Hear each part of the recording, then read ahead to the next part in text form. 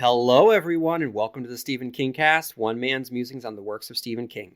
Each week, I will review one entry in the bibliography of Stephen King in the chronological order of publication, and that brings us to 1990's re-release, the expanded edition of Stephen King's magnum opus, The Stand. Last week, or the previous episode, depending on how you're listening to this, saw me review the first part of The Stand, and in the before I started my running commentary on that first part of The Stand, I placed The Stand into context of Stephen King's other works and just discussed the profound impact that The Stand had on pop culture and its lasting effects. I finished by providing a running commentary for the first book of The Stand, Captain Trips.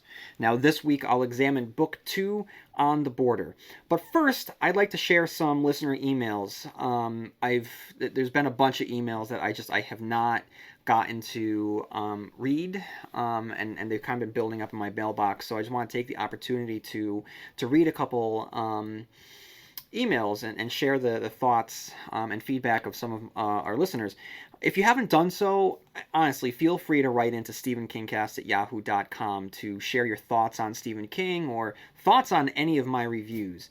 And also, if you haven't done so, providing a review on iTunes and an iTunes subscription to the podcast would help me out greatly in getting this podcast out there. So just if you have some time on your hands and you're just not really doing much of anything, that would be awesome. But going back to the email, Ashley writes, I am listening to your review of Revival since I finished it and couldn't believe it when you mentioned the Pendergast series. Besides Stephen King, that's my favorite series of books ever. I started with Brimstone a long time back by mistake. I stumbled across it not realizing it was a series and fell in love. Lincoln and Child are the only other authors besides Stephen King that I tell people about all the time. They are so fantastic. I had to drop you an email because I couldn't believe that you had mentioned them. Constant reader, reading just after sunset. So actually, I not only did I mention Pendergast earlier in the Revival review, but I'm pretty sure that I mentioned Pendergast last...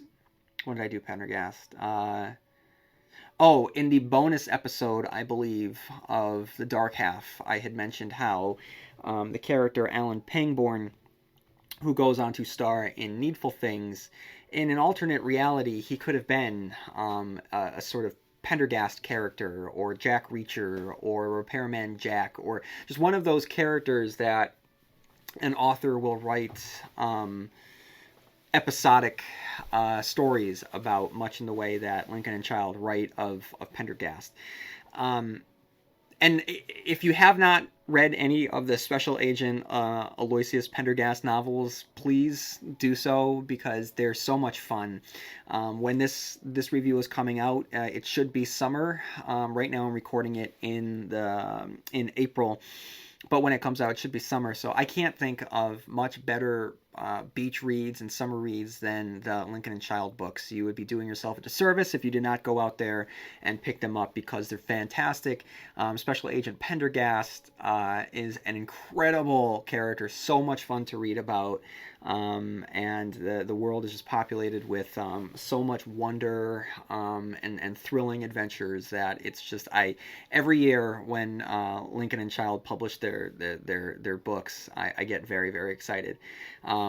Probably more excited for Lincoln and Child books, to be perfectly honest, than King books. So that really should tell you how strong I feel about Lincoln and Child. So go out there and read what they've got because they're definitely a great talent.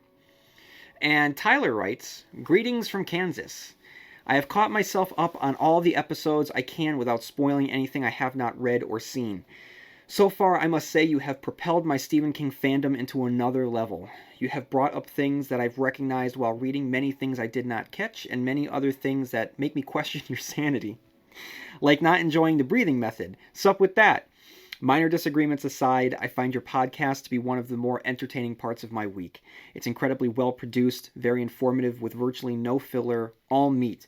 Plus, we are often treated to a cameo from your dogs. I love it. Keep up the great work. Thank you, Tyler, so much. As I've said in other other episodes, being a avid podcast listener myself, who looks forward to weekly episodes of my favorite podcasts as much as I look forward to weekly episodes of my favorite television shows. When I hear people say that that this podcast is something that people look forward to weekly, I still can't believe it, and I'm very very appreciative. So thank you so much. But he writes, moving on, I'll try to keep it brief. My question is, when introducing Stephen King to a new reader, is there a strategy you'd recommend for beginners, or do you suggest just jumping knee deep into the entire Dark Tower series like some kind of maniac? I've been working with kids for the last 8 years and periodically meet one that is a big bookworm. If I introduce Stephen King works to them, I like for them to test the waters with a few short stories and novellas just to see if anything really catches their attention. From there, I might suggest other stuff based on their responses. So far, it's worked pretty well, and I know I have turned at least one kid into a bona fide constant reader. Sadly, many people still view King as strictly a horror writer. One kid I worked with was even forbidden by her mother to read King's work. I'm always trying to think of ways to get more of my kids interested in reading, not just his work, but in general. With technology, living in a small town, the accessibility of drugs, and the lack of emphasis on broadening your horizons around here, it makes for some tough obstacles. Regardless, I am hopeful. You never know what kid might just need that story. I'm always coming across new characters and thinking, well, at least I'm not that guy. Maybe with such darkness, they can start to appreciate the light like yours truly.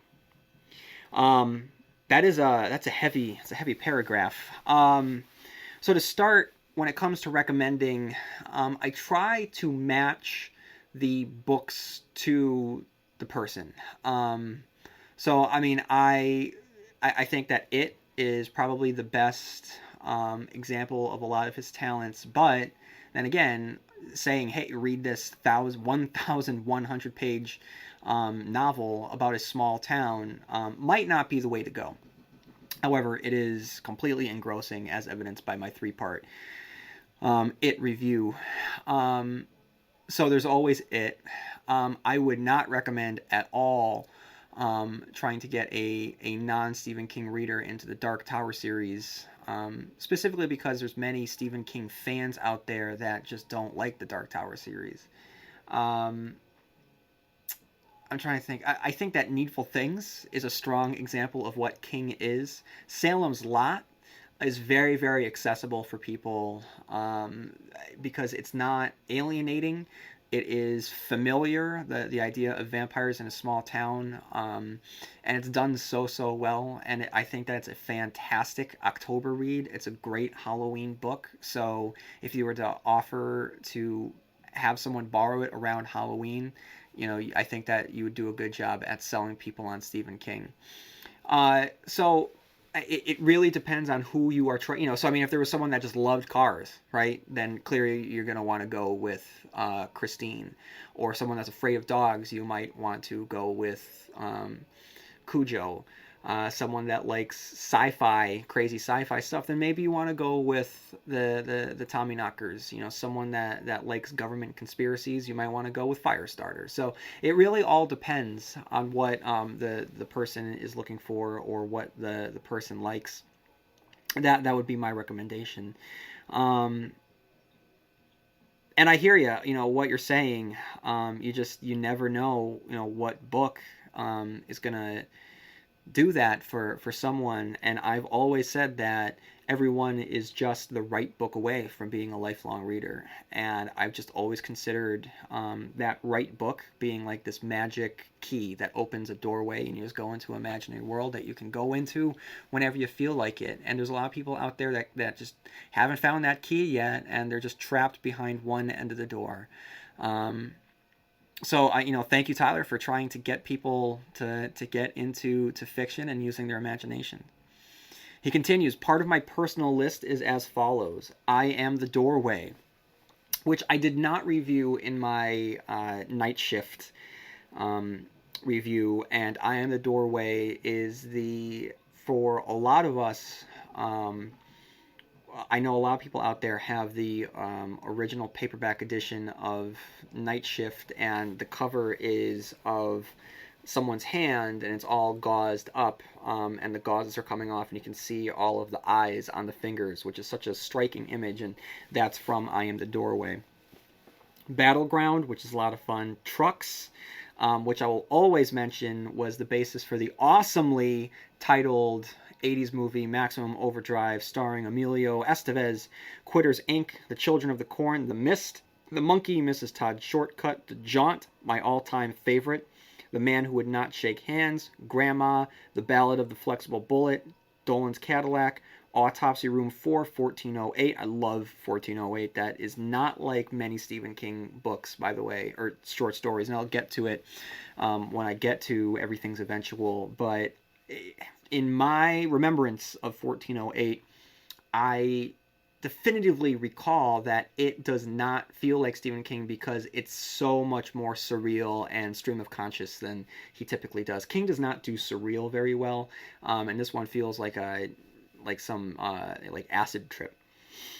And all of different seasons. As far as novels, I often suggest The Dead Zone to start with. I feel it gives a pretty decent range of what King has to offer.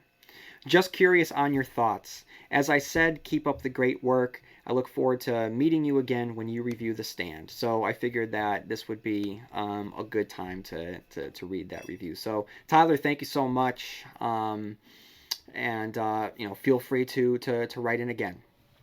Okay, everyone. I'm now going to jump back into my analysis of The Stand. When last I left off, we had just concluded Book 1, Captain Trips, and now I will begin with Book 2, On the Border, which begins with Chapter 43.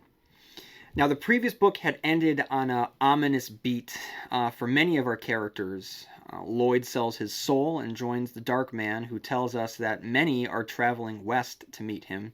Rita kills herself, and in the night, Larry hears the boot heels of our apocalyptic boogeyman. Stu, Franny, and Harold meet with a sense of danger from the possibilities of a love triangle. So the reader is still following this tonal thread when we begin with Nick, right? And when King writes of the corpse that sits up, we, like Nick, because of all of the beats that had just occurred, we expect the worst. The difference here is that King is playing with our expectation against us to create a comedic introduction to the much-beloved character, the one, the only Tom Cullen. Now, his pairing with Nick makes for King's all-time buddy team-up. He must have had a grin on his face when he decided that Tom would be illiterate. So presently we have a one-eyed deaf mute and a mentally challenged, illiterate, gentle giant. It's through Nick's eyes that we meet Tom, but once he's introduced, King immediately switches point of view and the reader begins to experience their first encounter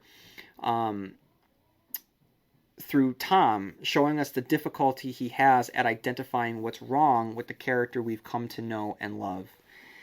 It's an incredibly wise decision because King is able to provide for us the thought process of Tom, which can be found in the paperback edition of 402 to 403. So he writes, most folks took Tom's sudden blankouts as a further sign of retardation, but there are actually instances of nearly normal thinking. The human thinking process is based on deduction and induction, and the retarded person, it's crazy reading this, and just having that word thrown around like that, is incapable of making those deductive and inductive leaps. There are lines down somewhere inside, short-circuited out, fouled switches. Tom Cullen was not severely retarded, and he was capable of making simple connections. Every now and then during his blackouts, he would be capable of making a more sophisticated inductive or deductive connection. He would feel the possibility of making such a connection the way a normal person will sometimes feel a name dancing right on the tip of his tongue. When it happened, Tom would dismiss his real world, which was nothing more or less than an instant-by-instant flow of sensory input, and go into his mind. He would be like a man in a darkened, unfamiliar room who holds the plug end of a lamp cord in one hand and who goes crawling around on the floor, bumping into things and feeling with his free hand for the electrical socket. And if he found it, he always didn't. He didn't always. There would be a burst of illumination, and he would see the room or the idea plain. Tom was a sensory creature. A list of his favorite things would have included the taste of ice cream soda at Mr. Norton's fountain, watching a pretty girl in a short dress waiting on the corner to cross the street, the smell of lilac, the feel of silk. But more than any of these things, he loved the intangible. He loved that moment when the connection would be made, the switch cleared, the light would go on in the dark room. It didn't always happen. Often the connection eluded him. This time it didn't. I mean, that's such a great way. Again, he's King is a master at visualization, and his sense of imagery is impeccable. So, I don't know what it's like to be Tom, to be handicapped in any which way. But King is able to make it relatable because I think that we've all at some point tried to fumble around in the dark, and it's a great way of just framing Tom for us. Now, a little bit about Tom. Um, Now in this novel, he's just flat out called retarded. And I'm not comfortable using that word, but that's how it's referred to at the time. 1990 was a different time. We don't use that word anymore. The word is used here. But with our, I don't know, just with our science, with our psychology, I mean, we understand delayed development a lot more. We understand the autistic spectrum disorder. We understand so much more than I believe that we understood then. So here, Tom is dangerously close, and you can make the argument that's not even dangerously close. He's just in this broad characterization, right? Almost a caricature of what someone would think a simple person is. And even saying simple, I mean, what does that mean? What is the cause here? What is the disability? Um, so it's just very. I mean, was he someone that suffered some sort of head injury as a child? Was he someone that was born this way? If so, what is the condition? So I mean, these are things that it just makes me wonder as we head into the movie that will be coming out, directed by Josh Boone, what they're going to do with Tom. Are they going to make him this just slow character, which I've just never really seen presented like this in life? Or are they going to update him and sort of fit him to a more familiar real world person? It's just something that I just kept thinking about the entire time. With that said, though, I mean, as I mentioned in his introduction here, I mean, Tom is a beloved character, and I love this character, and I love the pairing of Nick and Tom together, which invokes in some ways, and I don't necessarily think that it's purposeful, the George and Lenny of Mice and Men relationship, and it's slight because the characterization of both characters is very very different from our characters here. But the idea of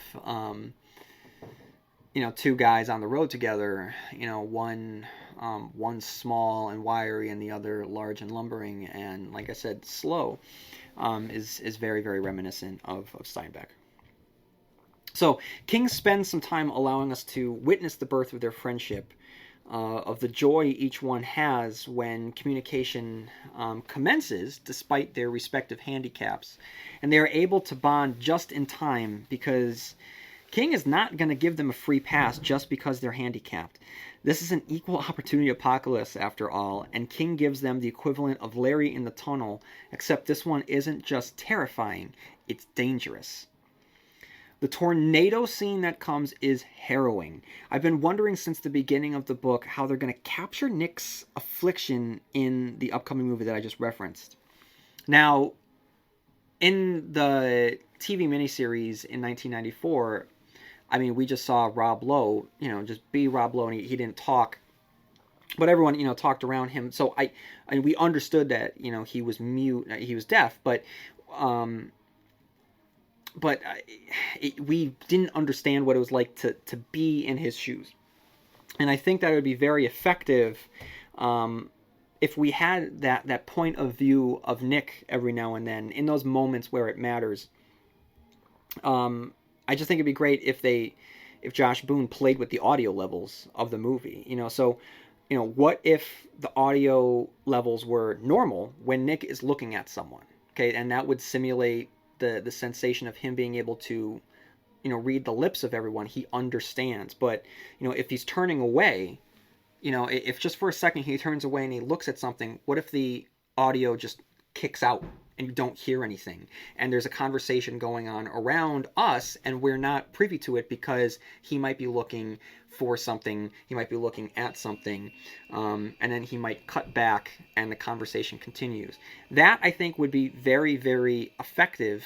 And the constant back and forth of sound and immediate silence would be it would be a fantastic way to just recreate his deafness. And in a scene like this, Josh Boone could create a wonderful sense of chaos by intercutting from Nick and Tom's perspective. If when they run down into the basement, Tom is screaming, and it's all dark, and if Nick looks at Tom and he's just screaming, and then you hear the wind and the tornado coming, and then it cuts, and then Nick just turns his head and he's looking at the tornado, and you see this giant black tornado coming at you, coming at us, but you can't hear anything because he can't. It just stuff like that. I think that would be very, very effective. I think that'd be very, very innovative. So I was just thinking about that as I was reading it.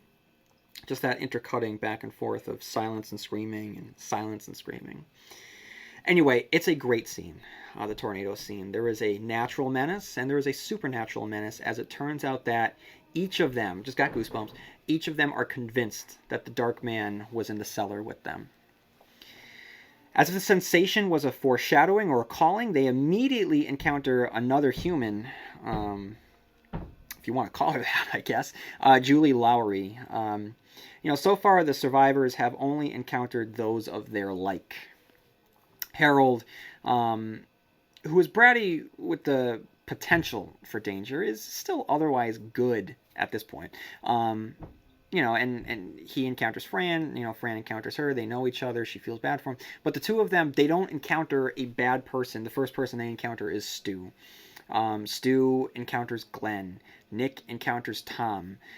So what's been happening so far is good meets up with good. And on the flip side, Lloyd meets up with Flag. But here, King starts to stir things up. Now with Julie, they don't encounter your expected dangerous survivor, your cannibals, your psychopaths, the ruthless survival type seen in fiction like The Walking Dead, right? You don't get your Gareth. Is that his name, the cannibal? You don't get your governors. You don't get the guys that just claimed everything. You don't get those characters. Instead, you get an oversexed, mean-spirited teenager who has no sense of compassion or empathy towards others. Her inclusion into the relationship of Tom and Nick is offensive. Though she may not be a physical threat, her unpredictability is in some ways more dangerous than the tornado itself. And it's just mean. Just watching her, it's awful. Just Nick is helpless in this scene. Tom is completely helpless in this scene and so vulnerable, and she's just stirring the pot and pushing their buttons and pitting them against each other. It's awful to watch a human being who, at the end of the world, makes the choice to be an awful human being. She's a character that just really makes your gut churn. They survive their encounter with Julie, and soon after, their quartet grows when they are rescued by good old boy Ralph Bretner. Chapter 44. We cut back to Larry, who, after rising to the precipice of fame, living up an extravagant lifestyle he hadn't yet earned, returned home to a disappointed mother who realized loved him but never expected anything from him. After watching the world crumble around him, he finds his companion dead by her own hand in the same sleeping bag he shared with her, and racked by nightmares of a devil, he finally starts to lose it. He's granted peace with an idyllic New England nap, but this is a Stephen King book, remember? As Larry sleeps, a mysterious boy emerges from the woods with a knife and is told to stop by an even more mysterious woman. And that woman, of course, is Nadine Cross, the destined wife of Randall Flagg. Nadine is immediately characterized as an alluring, smoldering, sensual character, with her dark hair being her most definitive trait. After the boy Joe tries to take Larry's life, Larry realizes that something in him has changed. This is reinforced by the fact that he's made it to the East Coast, right? The opposite end of the country where his problems had apexed. So I love the physical journey mirroring his emotional and character journey. Then Larry and Joe begin to bond over music, and the three characters discover Harold's sign in a gunquit. Knowing the dark future of Harold and Nadine, the discovery here is like a cloud passing over the summer sun.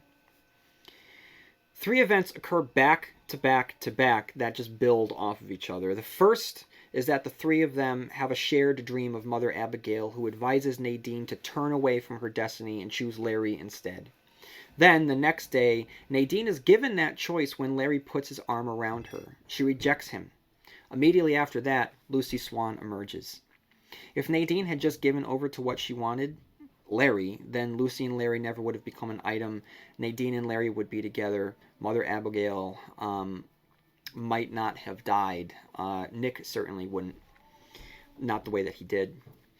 Lucy is the first of all of our characters to acknowledge her dream, which understandably freaks everyone out. Even Nadine, who denies ever dreaming, which, basically every reader just calls BS on. Chapter 45. At last, we meet Mother Abigail, the woman of our dreams. What's interesting about Mother Abigail is that though she is a beacon for mankind, she does not possess any supernatural ability in the way that Flagg does.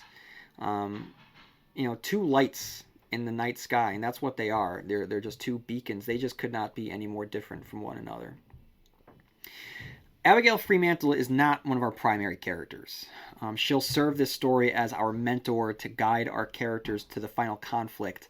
And in the hands of a lesser writer, she could have very easily have just been that sort of one-dimensional Yoda type, strumming on the guitar and spouting out rural-tinged advice to anyone that'll listen. King is wise in spending the time he does when we first meet the person, not the dream. Mother Abigail the dream may be larger than life, but Abigail Fremantle is still just a person, and she's one that we have to get to know if the story's title is going to matter. She's going to be the face of humanity, the best of what we can be, that for which we should strive, so it's imperative that we learn who she is. The story of her performance is electrifying and inspirational. It shows us that even as a young adult, she was imbued with a power. She commanded respect without having to command anything. Her presence is enough.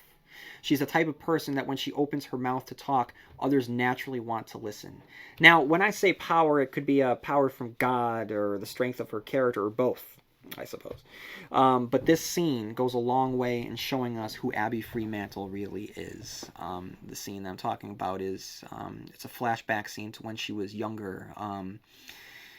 Late teens, early 20s, performing before her town with the guitar on stage of basically an all-white crowd. And, her entire family was afraid that something would happen, but she just owns it. And she just, like I said, commands respect.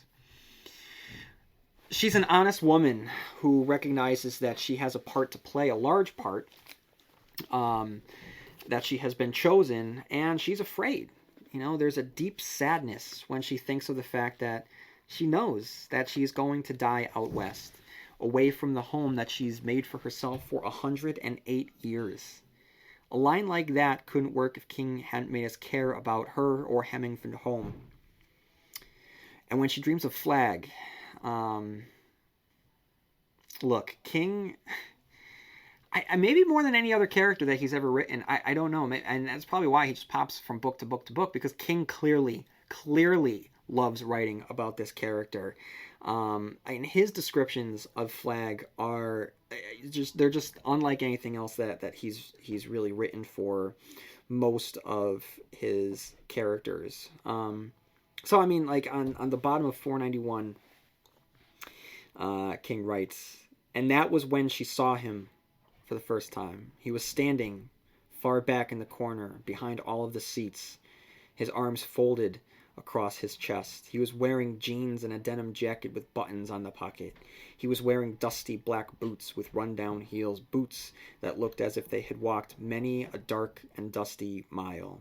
His forehead was white as gaslight, his cheeks red with jolly blood, his eyes blazing blue diamond chips, sparkling with infernal good cheer, as if the imp of Satan had taken over the job of Kris Kringle. A hot and fleering grin had pulled his lips back from his teeth into something close to a snarl. The teeth were white and sharp and neat, like the teeth of a weasel. And then on page 493, he writes, and then he spoke for the first time. Then he spoke for the first time. He spoke aloud, and she could see his moon shadow, tall and hunched and grotesque, falling into the row she was walking. His voice was like the night wind that begins to moan through the old and fleshless corn stalks in October, like the very rattling of those old, white, infertile corn stalks themselves as they seemed to speak of their end. It was a soft voice. It was the voice of doom. It said, "I have your blood in my fists, old mother. If you pray to God, pray he takes you before you ever hear my feet coming up your steps. It was not you who brought music from the air, and not you who brought water from the rock, and your blood is in my fists." King painstakingly details the ordeal of Abigail having to secure the chickens, which culminates with the weasels sent from Flag, like the Rottweilers from Damien in any of the Omen movies. But remember that Mother Abigail isn't without her strength, and a quick prayer to God sends the weasels scurrying back into the darkness. And then King, remember, it's clearly inspired by Tolkien here, and he's very upfront about that. He gives his best Tolkien impersonation by describing a great eye that searched for her from the west. And then Abigail is finally visited by one of our camps, and who should it be but Nick, who, despite being the only one member of a now larger group, is clearly its center. And though he can't talk, is more than enough is spoken between he and Abigail upon their first meeting. With Abigail, King creates a redemptive character for all of his previous religious characters who have been, until this point, characterized by lunacy. Abigail is a character just as religious as Margaret White, for instance, but one who believes in the fact that she can't understand the machinations at work. She believes wholeheartedly in her God, so much so she will not question his word. But she also believes in the good of mankind as well, unlike the other devoutly religious characters in King's works. Though she loves her God, it doesn't mean that she doesn't express anger as well, because she does, and a hatred for burdening her with this task. You know, she understands that she doesn't have to like it, but is going to do it no matter what. Chapter 46. We check back in with Stu's camp, which reveals the growing tension between he and Harold, as well as the growing attraction between Stu and Franny. All of this is spun around the immediate threat of one of their group members having a highly exaggerated case of appendicitis here. Now, this isn't to say that it can't kill you, because an inflamed appendix can burst and release toxins throughout your body, but before they go ahead into the surgery, the pain is presented as agonizing. Now, having had, and the reason I can kind of criticize this a little bit is because I've had appendicitis myself. In fourth grade, and I can say that it's painful, but not nearly to the extent that's presented here. I mean, I'm not.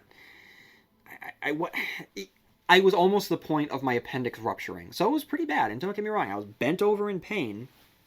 I couldn't stand up. I was walking like a little old man. And it was just like it was really bad pain. But I mean, the second that someone touches his stomach here, he's bellowing in pain.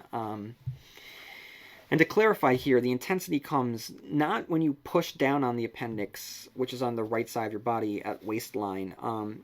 but it's when you release your hands after having already, pressed down.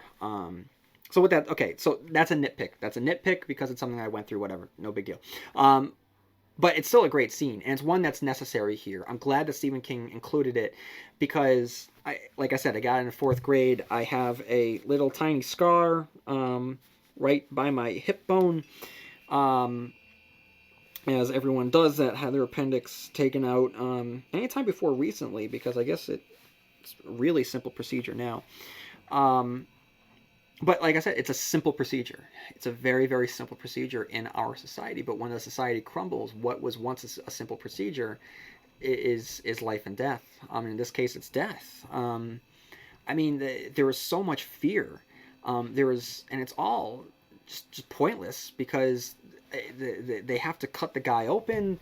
No one knows what they're doing. It's awful. It's awful, and it really goes to show how something that we took for granted is now life-threatening.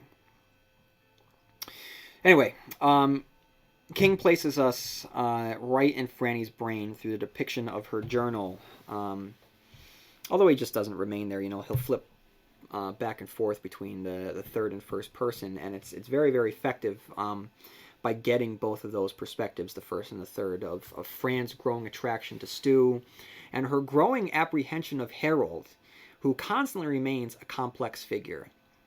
The tragic thing about Harold is that if he had just an ounce of self-confidence, he could have been one of the most important survivors. And he could have been one of the spiritual architects alongside Stu, Nick, and Larry who rebuilt a world. Unfortunately, he's gripped by a terminal case of constant overcompensation. He can never get out of his own way. Everyone around him treats him respectfully, hoping that at some point he'll lower his hackles, and in doing so, they demonstrate the patience of a saint. They're all willing to give him the benefit of the doubt. Even Stu, his rival, as evidenced on the top of page 569 of the paperback edition.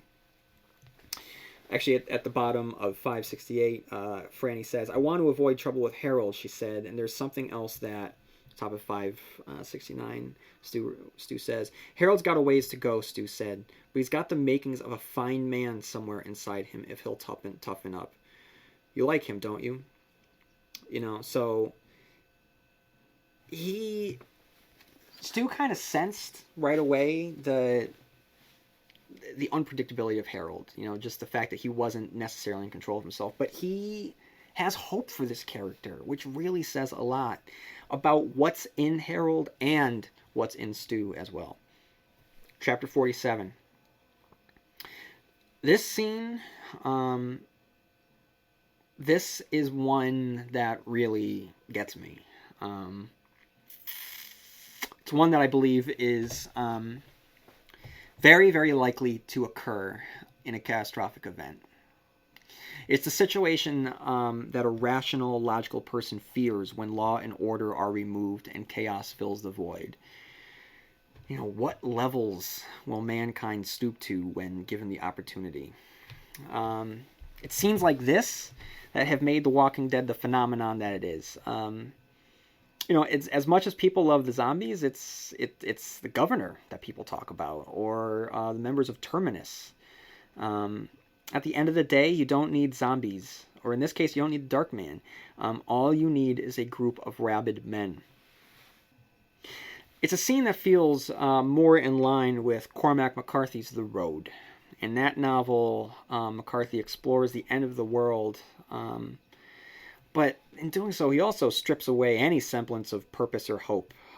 There's no wish fulfillment fantasy, as we see sometimes in something like The Walking Dead or Dawn of the Dead, or here in The Stand. That is just a bleak novel that includes characters not unlike the ones we see here. Now, what I'm talking about is that Stu and Franny, Harold, and Glenn encounter a group of men who have been imprisoning women for the purpose of just raping them over and over and over again. It's a terrifying prospect, and having gotten to know Franny as well as we have, and also knowing that she's pregnant, it's terrifying to think of what would happen to her. But thankfully, our heroes come out on top with with a very, very messy shootout. And I'm glad that no one here is an expert marksman. It's something that drives me nuts in movies where, and it's a criticism that I give to the Walking Dead all the time, where everyone is capable of just delivering a headshot every single time they fire a gun. It just drives me insane. And here, this is a sloppy mess of a gunfight. You know, anyway, characters on both sides are just firing without hitting their targets, and the fact that they can't really hit each other well, and it just creates chaos and confusion and panic. Now, upon the conclusion of the shootout, we meet three new characters, two of whom will play somewhat large roles in the novel, those two being Susan Stern and Dana Jurgens. Fran and Stu then have a heart-to-heart in which he shares his belief that Flag is crucifying people in the desert. Now, we haven't seen Flag in a while now, last seeing him as he breaks Lloyd out of prison. And the distance from the character is a nice touch to let his mystery and danger grow for our good guys. And though everyone might see potential in Harold, this is where he begins to turn towards the dark side. Furious that Franny has chosen Stu, he reads her journal, which explains why the journal had been so important to this chapter. We've seen her thoughts of Harold, and Harold is even ready to kill Fran if she awakens. He's ready to go west. When he comes to this realization, he is visited by the great eye of Randall Flagg. Harold, who had the potential for danger, is now completely dangerous, and more fittingly, I would say, a ticking time bomb. And chapter 48, it's a perfect baton handoff. We check back in with Trash, who is an absolute mess, his physical body matching his mind. He's on his way to meet Flag, who has beckoned him to the desert. And during this section, Trash references the Kid, a character who had been cut out of the original text, who quite frankly does not add anything to the narrative. The Kid is King's channeling of Charles Starkweather, a remorseless serial killer. On one hand, the Kid's inclusion shows how evil is bested by greater evil, but in the end, it's completely unnecessary. It's a mean, hard scene, and you can tell that King is enamored with the Kid. Clearly, because he reinserted the pages into this re-release. But with that said, all that said about any issue that I have with the Kid, and I have a lot of issues with the Kid. I mean, his demise is a great moment of the book, with the coming of the wolves and their escort of the trash can man to safety. But going back to the Kid, I don't really want to talk too much about it, but it includes a rape scene that is just highly... It's very unnecessary and disturbing.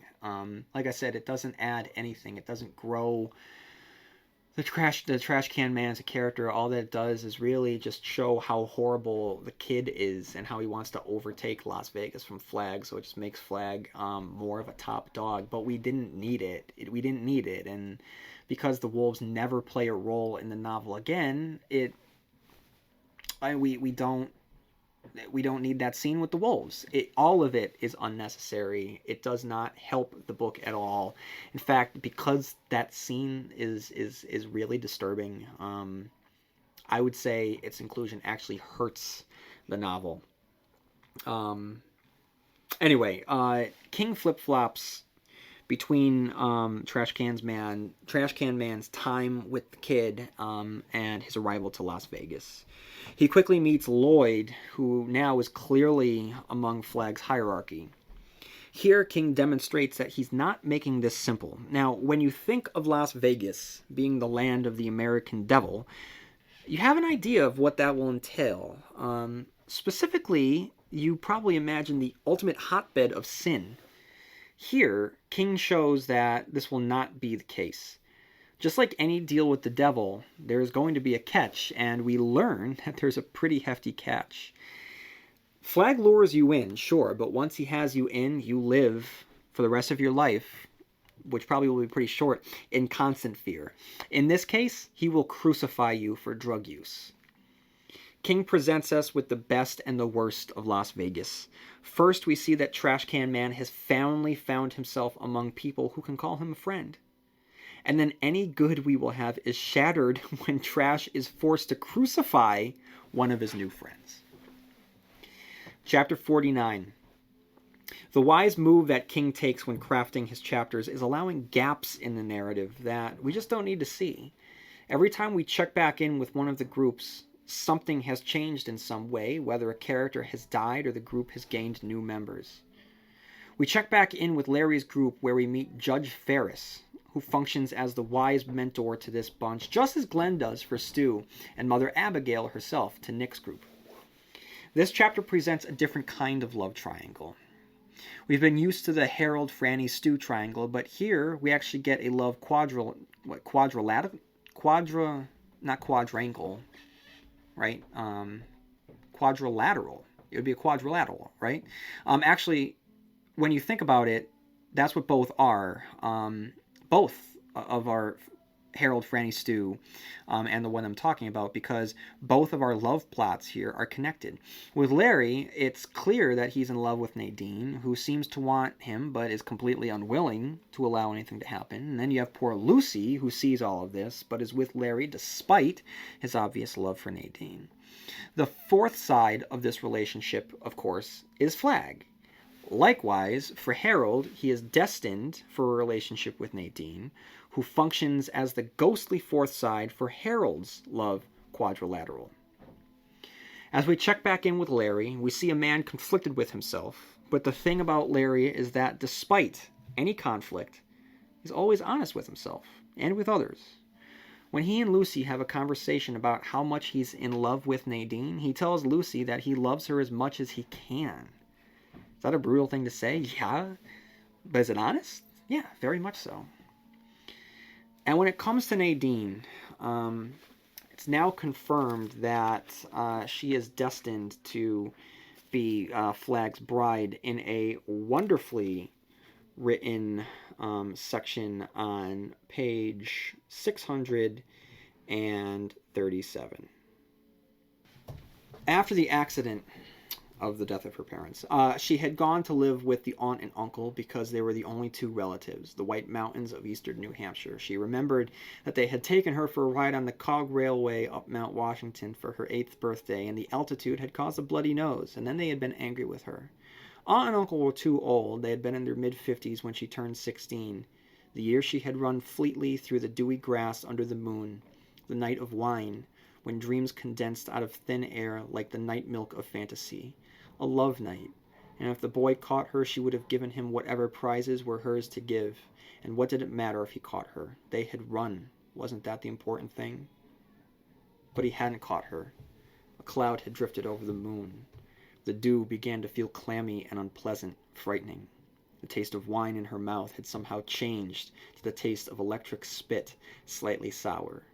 A kind of metamorphosis had taken place, a feeling that she must wait. And where he had been then, her intended, her dark bridegroom, on what streets, what back roads, clocking along in outside suburban darkness, while inside the brittle clink of cocktail chatter broke the world into neat and rational sections. What cold winds were his, how many sticks of dynamite in his frayed pack-sack. Who knew what name he had been when she was 16? How ancient was he? Where had been his home? What sort of mother had held him to her breast? She was only sure that he was an orphan as she was, his time still to come. He walked mostly on roads that hadn't even been laid down yet, when she had but one foot on those same roads. The junction where they would meet was far ahead. He was an American man, she knew that. A man who would have a taste for milk and apple pie. A man who would appreciate the homely beauty of red check and gingham? His home was America, and his ways were the secret ways, the highways in hiding, the underground railways where directions are written in runes. He was the other man, the other face, the hard case, the dark man, the walking dude, and his run-down boot heels clocked along the perfumed ways of the summer night. Who knoweth when the bridegroom comes? I had mentioned Larry being a complex character, but man, oh man, Nadine. Poor Nadine, who was selected from possibly before birth. She is an orphan after all, and her backstory reads like something out of The Omen. Orphaned, her adopted parents dying in a driving accident, destined to marry the American devil. Part of her wants it because it's all she's ever known. At this point, it's part of her DNA. But she knows deep down she should reject that part of her. Reject the dark man and embrace the fresh start of the Boulder Free Zone. And then there's chapter 50. We've made it. We're here. We've made it to Boulder. And it's funny. You'd think that in the unabridged edition, you'd get certain moments, maybe of Nick and Mother Abigail arriving at Boulder, or Stu arriving later and meeting them. King does not provide either of these moments, though. Here we check in with Stu and Glenn after they've arrived at Boulder. They make mention of Nick, and Stu leans on his sociologist mentor to predict the future of Boulder. It's a fascinating study of how the numbers would fluctuate in the post-apocalyptic America. And in the conversation, King explains how Flag, despite having lower numbers, will have the advantage. I think he's going to get most of the techies, Glenn said finally. Don't ask me why. It's just a hunch. Except that tech people like to work in an atmosphere of tight discipline and linear goals for the most part. They like it when the trains run on time. What we've got here in Boulder right now is mass confusion. Everyone bopping along and doing his own thing, and we've got to do something about what my students would have called getting our shit together. But that other fellow, I bet he's got the trains running on time and all his ducks in a row. And techies are just as human as the rest of us. They'll go where they're wanted the most. I've got a suspicion that our adversary wants as many as he can. F the farmers, he'd just as soon have a few men who can dust off Idaho missile silos and get them operational again. Ditto tanks and helicopters and maybe a B-52 bomber or two just for chuckles. I doubt if he's gotten that far. Yeah, in fact, I'm sure of it. We'd know. Right now he's probably still concentrating on getting the power back, re-establishing communications, or maybe he's even had to indulge a purge of the faint-hearted. Rome wasn't built in a day, and he'll know that. He has time. But when I watch the sun go down at night, I get scared. I don't need bad dreams to scare me anymore. All I have to do is think of them over there on the other side of the Rockies, busy as little bees. In fact, this might be the most important scene in the middle section of the novel. And this scene alone more than justifies Glenn Bateman's presence in the book. Glenn single-handedly guides the future of the Boulder Free Zone by giving Stu the blueprints to build a government. And here Stu demonstrates his leadership abilities. A leader knows that he doesn't have all of the answers and will seek out those that do, in this case Glenn. He knows that Boulder has to start building, but doesn't know how. He knows that in order to think big picture, they're going to need a mind who can envision interlocking systems like Glenn. This section may very well function as the thematic crux of the novel. As we know, the impetus was for King to write Lord of the Rings in America. A benefit of that is, with this concept, he's able to comment on America in ways that Tolkien wouldn't have been able to, due to the fact that his story had taken place in a fantasy land. And yes, I know, he wouldn't have been inclined to comment on America as a king due to his being British, and yes, I know that The Lord of the Rings was a series that was full of commentary on modern life, but this is a little different. With this conversation, Glenn is able to separate the government from America. The land, he explains, is America. But what we once thought of America was a more complex concept that just doesn't exist anymore. Before the plague, the country, meaning the land, was inseparable from the ideal and the government functions of the country. Here, Glenn makes the case for government in a land without law, and with this, we are watching the new founding fathers on the precipice of a new society. Like Glenn says, it's very important that the first thing we do is ratify the spirit of the old society. And hilariously enough, when given the opportunity to create a new society, Glenn suggests a method of pulling strings in order to get the right people elected. Even in a new world, some things don't change. Though we are never given the meeting between Stu with Mother Abigail, we do get to witness the meeting of Larry and Mother Abigail, which, honestly, now that I say it, it makes more sense. I mean, he's the character who, after all, in pre-Peg life, ran across the country to find his mother, so, again, he travels across the country to find another, now different mother. Now, when he finds another mother, he's a different man, so one Larry went across the country to find one mother, and now a different Larry goes to find a different mother. And with Larry, we have Nadine. The meeting between Nadine and Mother Abigail is electric, each one peering into each other's soul. And during this moment, Mother Abigail has an inner conflict, one that reveals the classic tragic flaw that will cost Nick and the others their lives. When given the chance to get to the bottom of Nadine Cross, or turn the thought aside in order to greet the next person, she chooses to greet the next person, an example of her choosing her own pride over what needed to be done. When focusing back on Nick, we are given a scene in which he shows that his mind is cannier than we had previously thought. We had known that he was whip smart and intuitive for survival purposes, but now we see a previously unseen knack for politics.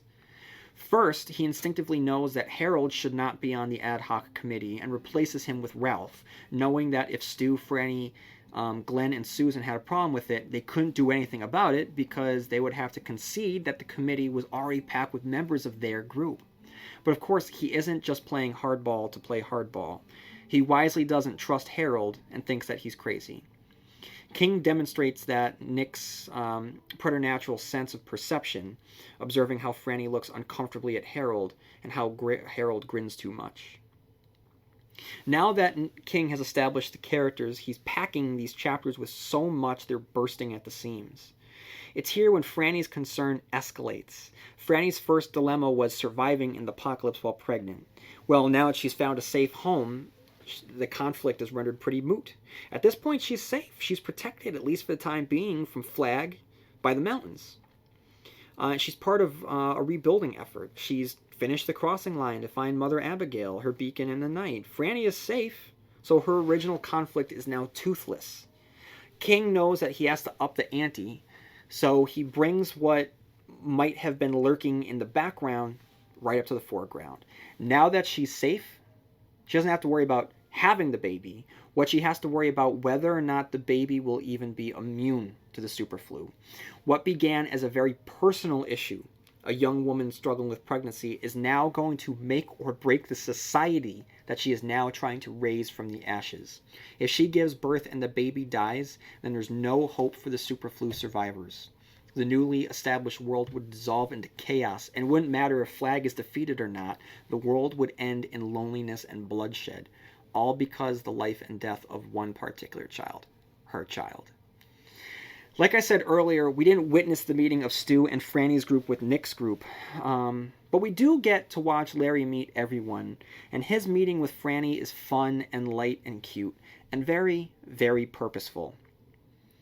First, it has Larry approaching Franny's place, and they meet with her on the balcony, he below in the street. It results with Larry tripping and falling backward, and Franny accidentally breaking a potted plant. Now this has to be a mirror image to Larry's disastrous one-night stand when Larry was branded not a nice guy and narrowly escaped the woman's apartment when she threw projectile missiles at him. Rather than running, he's coming. Rather than an ugly confrontation, it's a quiet, honest meeting. It's another example of Larry's growth. Though it might mark the first meeting between the two, it's really all about Harold, and the image of Harold that does not really exist. After Larry tells his story about surviving because of Harold, he senses that there's something wrong about what he's pictured this entire time, one that Franny is not comfortable telling him. Chapter 51. Larry's tour around Boulder continues, this time meeting with Harold. Kids are BS detectors, and something about Leo reacts negatively to Harold. He can't even be in the same vicinity as him. And when inside, Larry spots Harold's ledger behind one of the hidden stones. King doesn't spend much time on this detail, but it'll one that'll come back with greater importance later on.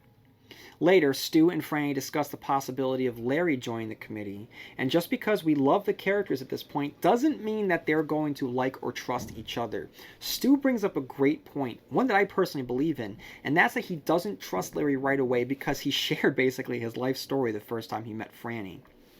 Despite that hesitation, he's willing to allow Larry on the committee, but only after Larry shares how he feels about meeting Harold. And after their meeting with each other, Stu offers their position to Larry.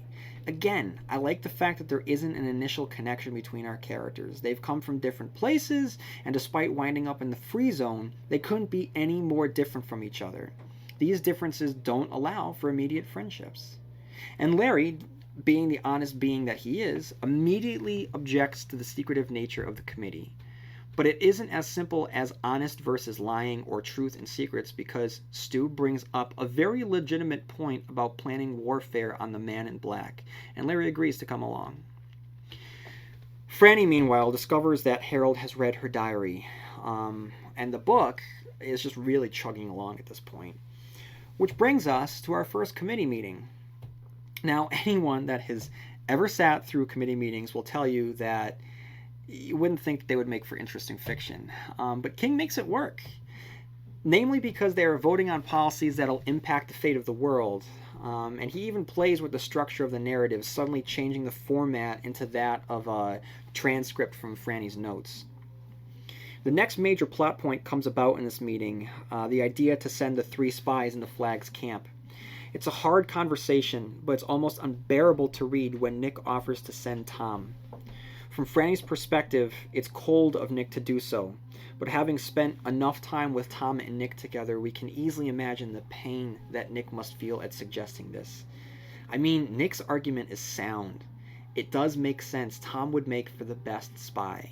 And his, and the excuse that Tom would give to Las Vegas residents, I can see the Las Vegas residents believing that Tom was sent out because of his condition, that the Boulder residents wouldn't want him to impregnate anyone in town. It's heartbreaking. It's so heartbreaking. Chapter 52. Here we go. This is where the end really begins. Mother Abigail realizes that she's grown too complacent and has lost touch with her God. As a result, she decides to head into the wilderness to rediscover what needs to be done. We check back in with Harold, who is a full acolyte of Flagg. All he wants to do is go west, but knows that he'll be killed if he doesn't make his presence known in Boulder first.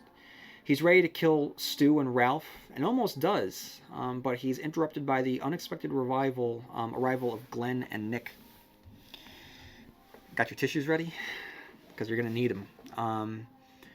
It's the unexpected return of Kojak, Glenn's dog that he had left behind in New Hampshire, who traveled all the way across the country to reunite with Glenn.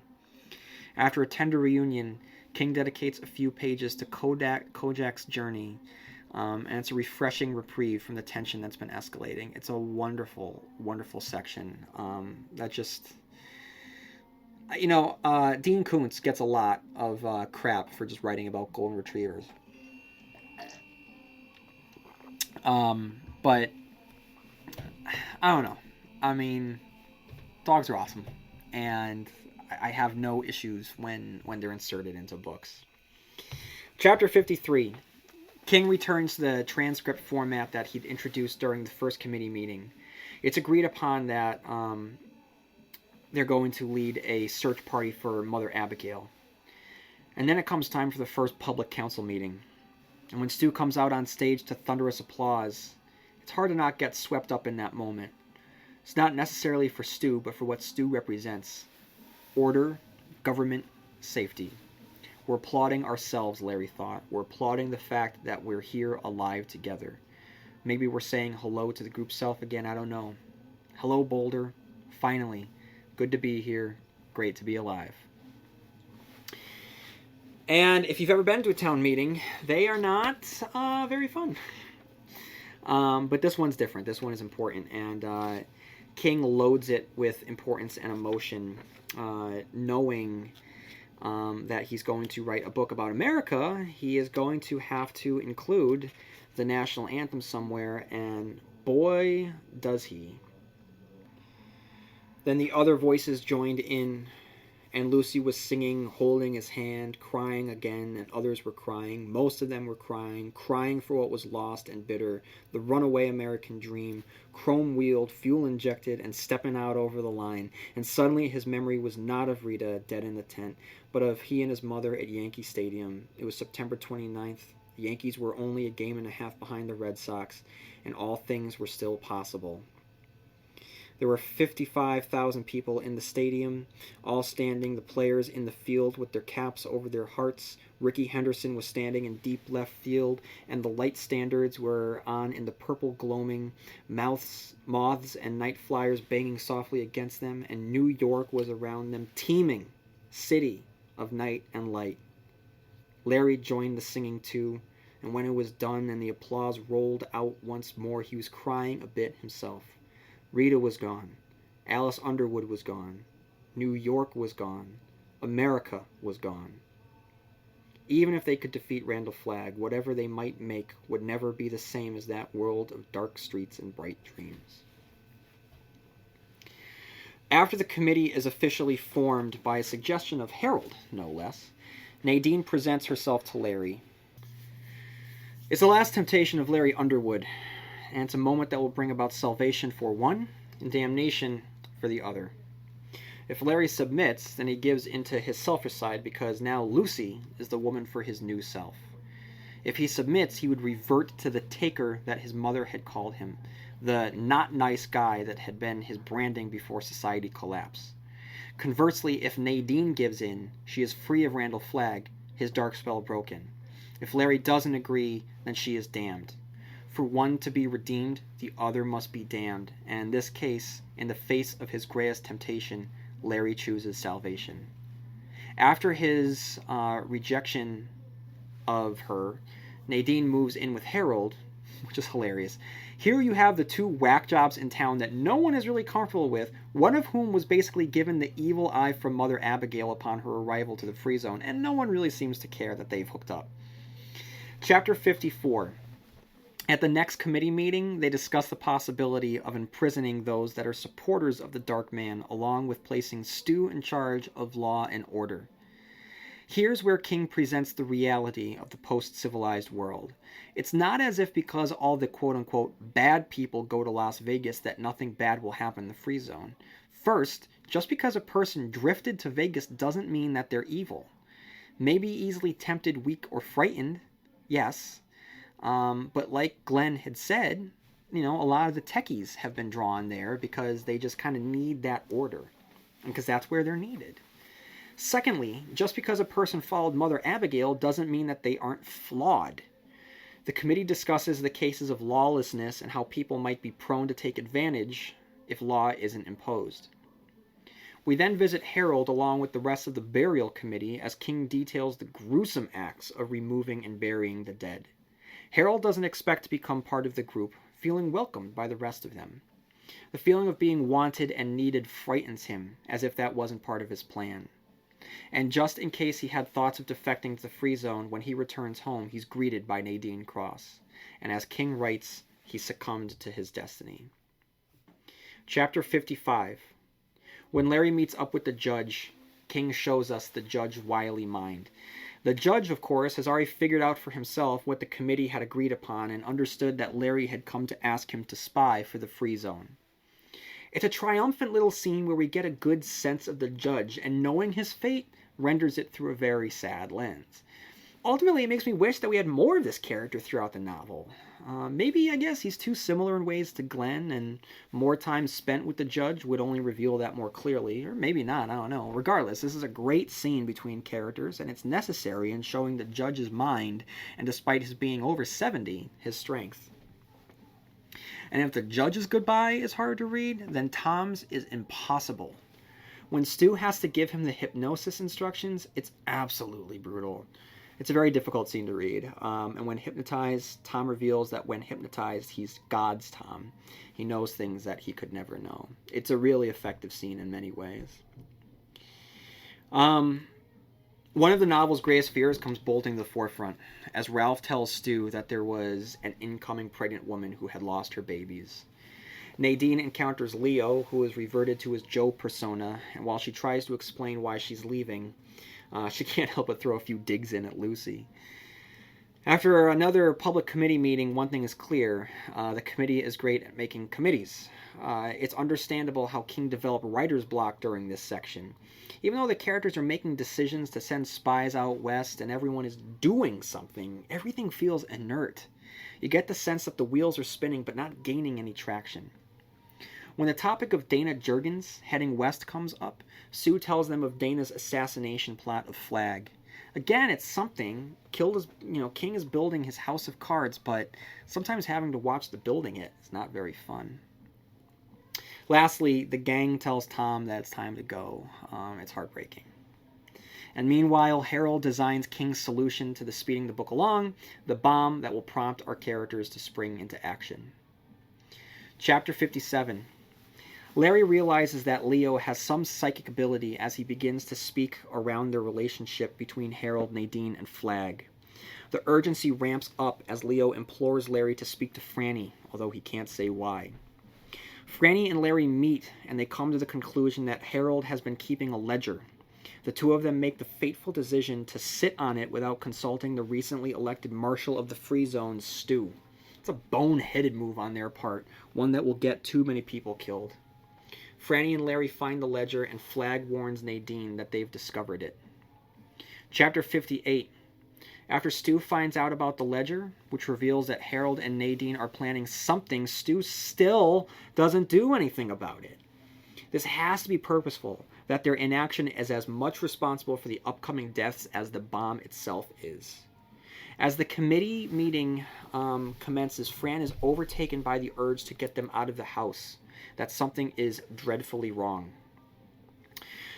She's able to get everyone out of the house, but Nick, who instinctively knows that there's something in the closet, runs to the closet.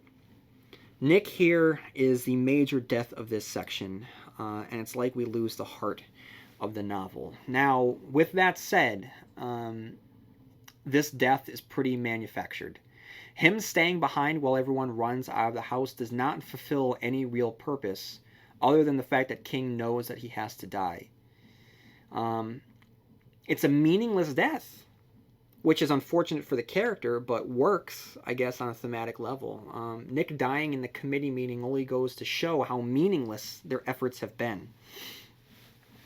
The bomb, combined with Mother Abigail's return, is the 1-2 punch that our characters need to do something about Flag. Now, a little side note, when I was reading it when I was reading The Stand for the first time, my parents had read it before I had. I'm chugging along, and Nick is my favorite character, and I am so invested in this book. I mean, when I was younger, in my early teens, when I read books, I plugged into those books so much more than I plug into them now. The characters came to life. I felt like I was there. I mean, my level of enjoyment and my level of interaction with the novels, nowadays it's just not the same. So when I loved Nick, he was awesome. He was my favorite character of all time at that point. And so at one point, my dad comes over and he's like, "So, how's The Stand going?" And I'm like, "Oh, it's good." He goes, "So, is Nick dead yet?" And I didn't respond. My mouth just dropped and my eyes bugged out. And then my mom overheard it and she just started yelling at my dad. So when I think of The Stand, I just always think of, "So, is Nick dead yet?" Anyway, chapter 59. Stu fills Fran in on the casualties and worries about why Mother Abigail has returned. Whatever the reason is, he knows that it can't be good. Meanwhile, Larry naturally blames himself for the bomb. Not because it's his fault, but that's just because of the kind of guy that he is. The explosion was a devastating blow to the community. The faith in both the committee and Mother Abigail is shattered. Their fear of Flag is overriding their belief in themselves. The fear that the citizens are feeling causes a growing unrest, a building charge of chaos that threatens to overtake the natural order that the committee had worked so hard to build. It's only because of Stu's orderly nature that he's able to tame the chaotic nature of the Free Zone citizens, and he's barely able to do that. I'm going to speak about chaos later, upon the conclusion of my running commentary on the book. But what it comes down to is the fact that Flagg doesn't recruit evil. He doesn't necessarily spread evil. Flagg deals in chaos, as present in this particular scene. Glenn, being the sociologist that he is, knows how groups of people will act, think, and function at a particular time. And knowing that the recent events would begin to create a growing unrest, he knows how to rein the crowd back in. After bringing up the Dark Man publicly, he presents the information that they've acquired and publicly name him Randall Flagg. The simple act has the opposite effect of Harry Potter's nemesis Voldemort, he who must not be named, as if simply mentioning Voldemort will give him power. Conversely, naming Randall Flagg strips him of his Dark Man mystique. In some ways, he's trivialized. He's gone from being a devil to a man. What Glenn does is rebuild the order that had begun to become lost amidst the chaos. Glenn was both amazed and heartened by their growing willingness to talk and by the charged atmosphere of excitement that had taken over the dull blankness with which they had begun the meeting. A large catharsis long overdue was going on, and he was also reminded of sex talk, but in a different way. They talk like people, he thought, who have kept the huddled-up secrets of their guilts and inadequacies to themselves for a long time, only to discover that these things, when verbalized, were only life-sized after all. When the inner terror sowed in sleep was finally harvested in this marathon public discussion, the terror became more manageable, perhaps even conquerable. The meeting broke up at 1:30 in the morning, and Glenn left it with Stu, feeling good for the first time since Nick's death. He left feeling they had gone the first steps out of themselves and toward whatever battleground there would be. He felt hope. They are then called to Mother Abigail, who they are afraid to see, not because they don't want to see her, but because of what she is going to tell them. Until now, they've all been rational people, but they know that they're going to have to face the irrational, namely, the concept that the force that has been guiding Mother Abigail is real and will speak to them through her. And man, does she put them in their places. Electric lights ain't the answer, Stu Redmond. CB ain't it either, Ralph Bretner. Sociology won't end it, Glenn Bateman. And you doing penance for a life that's long since a closed book won't stop it from coming, Larry Underwood. And your boy child won't stop it either, Fran Goldsmith. The bad moon has risen. You propose nothing in the sight of God. Mother Abigail then lays it on the line. Stu, Larry, Ralph, and Glenn are tasked with going west to kill Randall Flagg. Franny naturally objects and has it out with Mother Abigail. Soon to be a mother herself, her concern is for the safety of her unborn child and the man who will help her raise it. Abigail's God proves himself by relieving Franny of pain, but Franny wants no part of this. Abigail states that the end game, which consists of the four of them heading out west without food, water, or supplies on foot. King teases the unknown, stating that one of them will not make it, and the future of all of them is up in the air.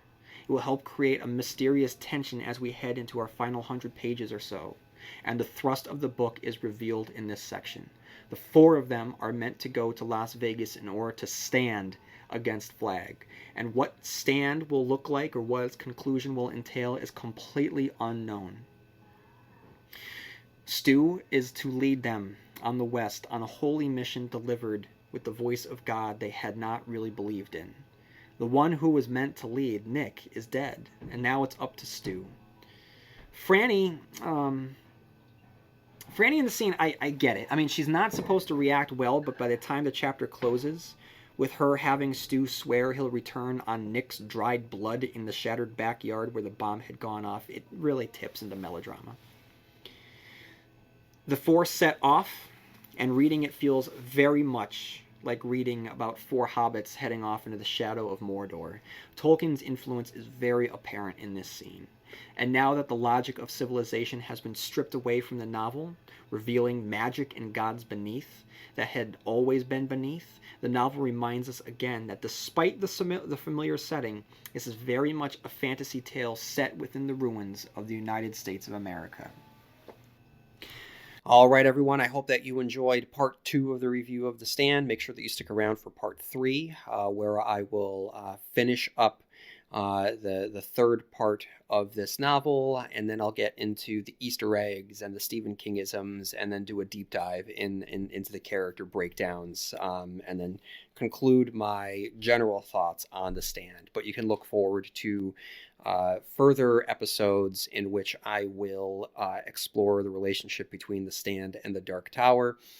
For Dark Tower aficionados out there, and then we will look at we will examine specifically the conclusion to the ending of The Stand to determine whether or not Stephen King has deserves that reputation that he has for not being able to end his stories properly. And then we'll start reviewing the Mick Garris ABC TV miniseries along with the CBS 2020's adaptation of The Stand as well. So there's a lot of Stand content out there. And in the meantime, please write into stephenkingcast@yahoo.com for any thoughts on The Stand. You can follow me on Blue Sky, on TikTok, and on Instagram. And on Facebook as well. And please leave a review on any of the platforms that you use to listen to the Stephen King cast, because that'd be great. Thank you, everyone. So I hope you had a great time, and I'd like to see you in the next episode for part 3 of The Stand. So may you have long days and pleasant nights, and I will see you here next time where, as Tom Collin likes to say, MOON spells Stephen King cast.